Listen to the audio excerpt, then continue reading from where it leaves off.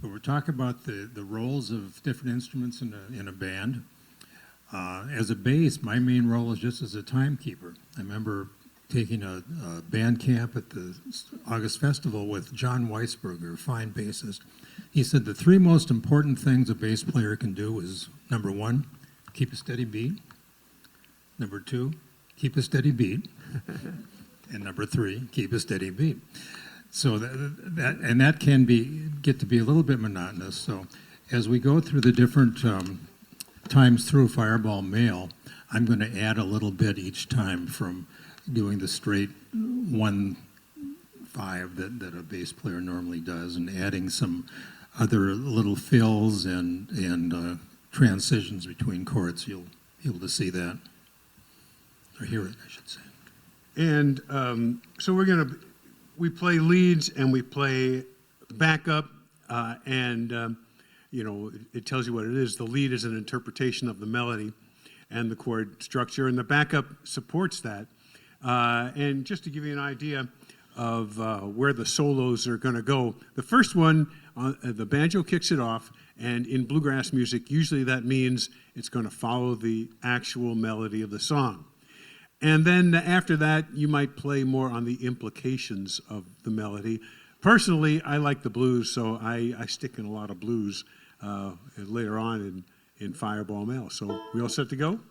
Here we go. 1, 2.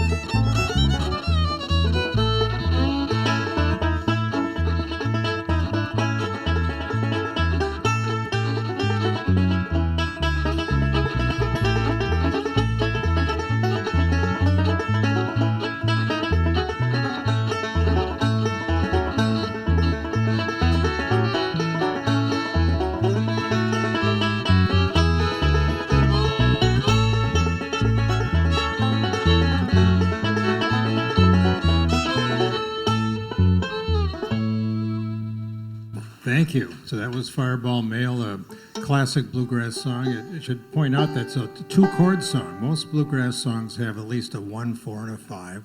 This is just between 1 and 5, so it's about as simple as you can get. Now the next tune we're going to do is not a bluegrass tune. Actually, it's composed by Phil, and he'll talk a bit about how he came to do that. And it's when he first played it for me, and I thought, I think rather than just going the boom, boom, boom, boom, boom, boom, ready rhythm from the bass player, it lends itself to a more syncopated feel. So I do a figure like da-da, da-da, da-da, da-da in the A part. And then the B part, it's more for long sustained notes rather than just a punchiness that you don't normally get from a bluegrass bass. So you'll hear the difference there. So how did this come about, Phil? Well, what inspired it in part was most banjo instrumentals are in G, but why is that? Why not E? And I like on the guitar, this sounds really good. It sounds good on the banjo too. And I got to thinking, well, if you play something kind of slow with that in it, it reminds me a little bit of, an older gentleman walking up this. I had a picture of, a guy in a night hat and a long, sort of a sleeping gown that people used to sleep in and kind of walking up the stairs.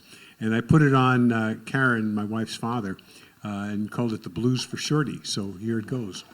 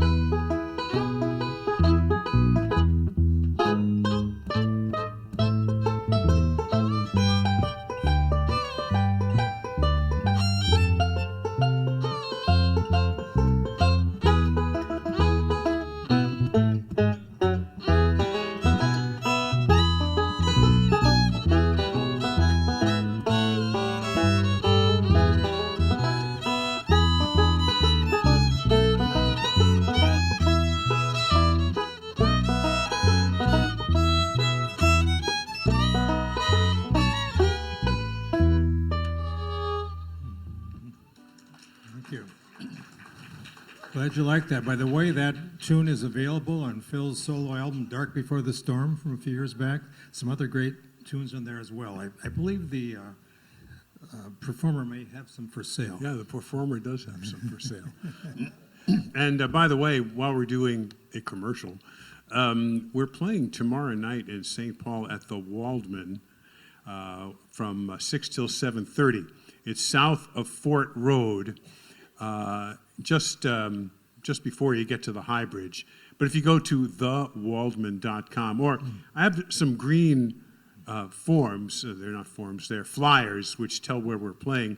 And I set some up over by the registration place where you come into the event. And I've also got a couple in this little bag here. So if you would like to, just grab me afterwards, I'll give you one.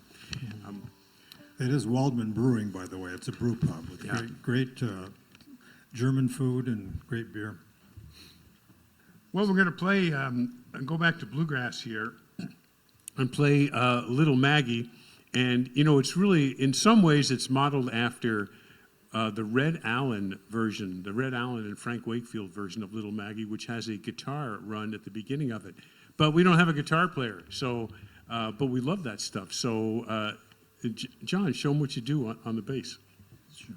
Well, Red Allen played the classic Lester Flat G run, which you've all heard. Like that. It's hard to do in a bass that sounds so muddy, but I adapted it a little bit for this at the fast tempo that we play it. So that's the way this will start out. And my inspiration for this is partly Allen and Wakefield, but I love the way Ralph Stanley plays it. So I put in the kickoff banjo solo. The kickoff banjo solo owes a lot to Ralph Stanley's playing, but after that, I sort of let my imagination go and go to some other places.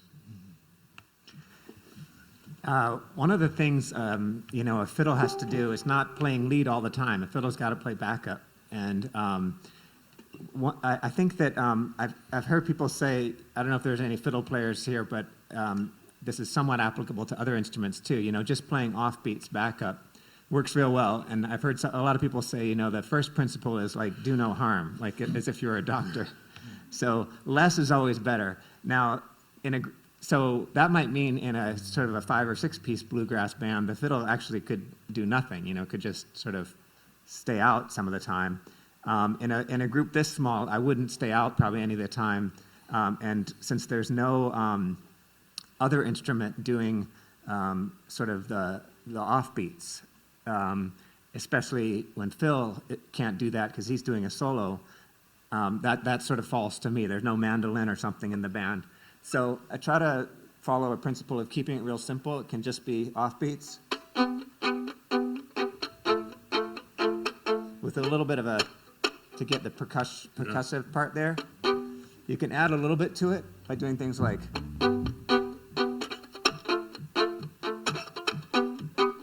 or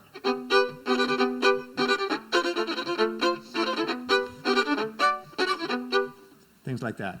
But again, that might get right up to the edge of doing a little too much. So I don't think it's going to be too much. All right, let's do it. This is Little Maggie. 1, 2.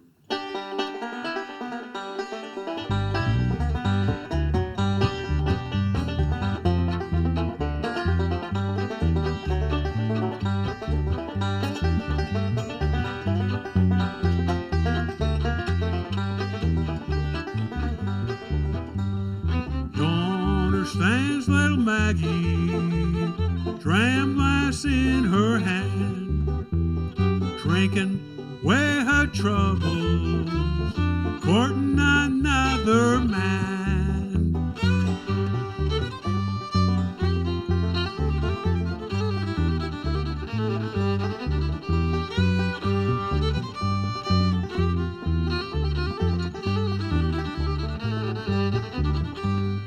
How can I ever stand it, seeing those two blue eyes shining like a diamond, diamonds in the sky.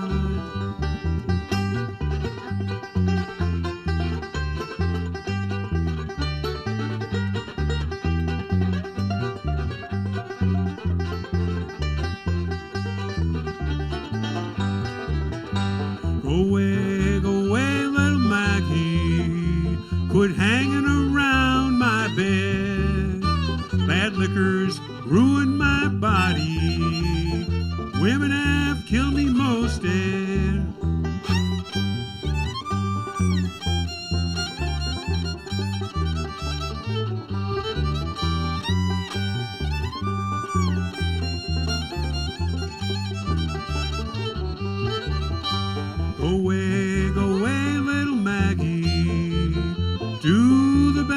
that you can. I got me another woman, get you another man.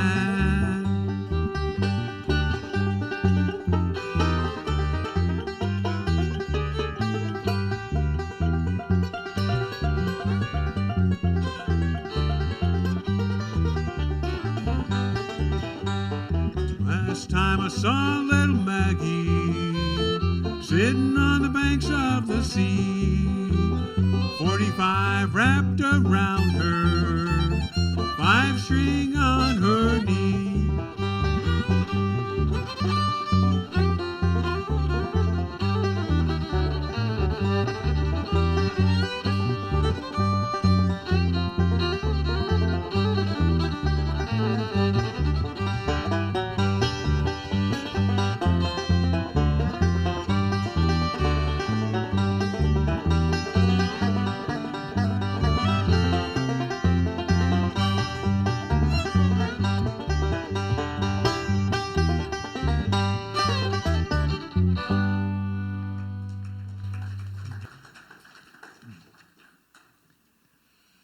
And that's Little Maggie.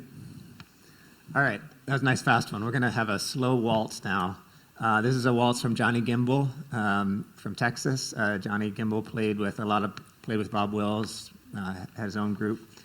This is a beautiful waltz called the Gardenia Waltz, and you can listen here to sort of one of the things that fiddle players love to do is called double stops, or playing on 2 strings at once to sort of fill out the melody. So you'll hear that in the first part, and then in the second part, more of like a single string and a really, really different feel. So listen for that. And anything you want to say, Phil, here before you do this one? Or? Well, since it is a band, the other instruments wanted to take a crack at it, including the banjo, and you wouldn't think a waltz, the melody notes can be kind of far apart. And so what do you do with the space in between? Well, a good answer is frequently nothing. It contrasts so nicely with the busy style of banjo that you normally hear in a bluegrass band. So I really like the opportunity to be sparse. And the bass on a waltz, of course, there are 3 beats, whereas most bluegrass songs are in 4/4, where the bass player hits the 1 and the 3 of the measure fairly hard. In the waltz, generally, I'll just do the 1 and perhaps a little 3 and as a pickup note to the second measure to give more of a sense of motion to it. Okay. 1, 2, 3, 1.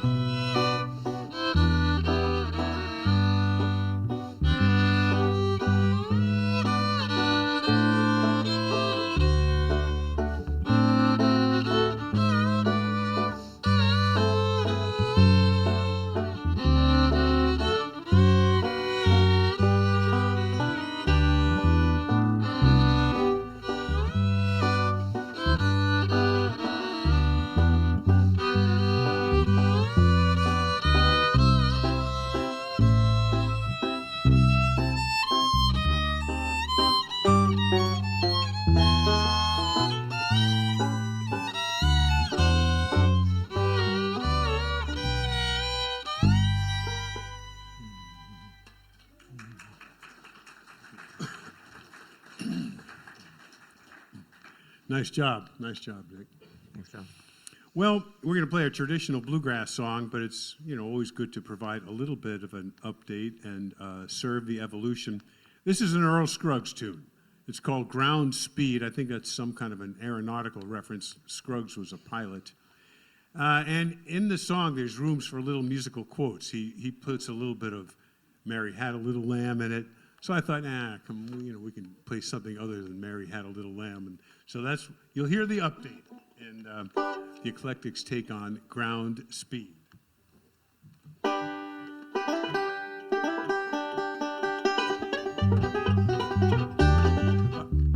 I'm going to play that right.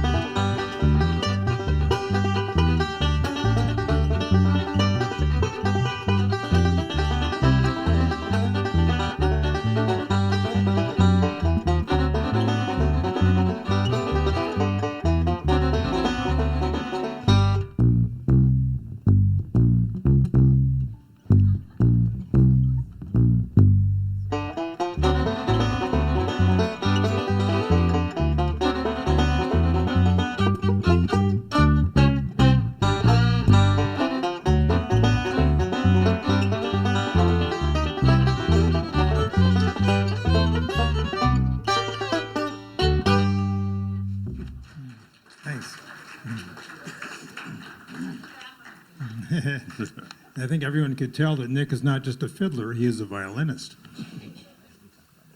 Okay, we're going to end with classic Ralph Stanley tune, at least associated with Ralph Stanley, Clinch Mountain Backstep. You can listen for the little odd rhythm in the B section of this, where it, rather than just 1, 2, 3, 4, it goes 1, 2, 3, 4, 1, 2, 3, 1, 2. It's a fun thing to play. although I say normally the bass player just keeps a steady beat and like a human metronome, but in this song I get to open up a little bit and do the melody at the beginning and play along with the other two instruments as we leave the tune going on. So, Clinch Mountain Backstep. And your special disclosure is the third time through on the banjo, it's not really Clinch Mountain Backstep. It's something else called Son of Clinch Mountain Backstep.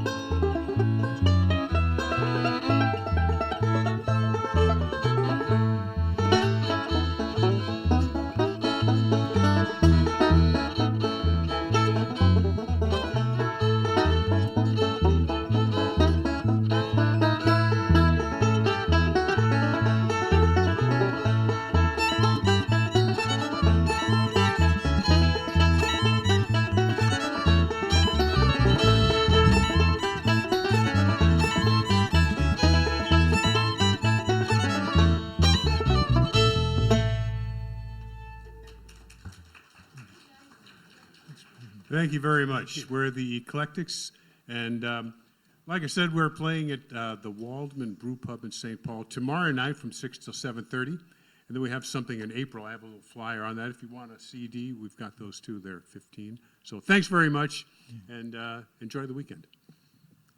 Thanks.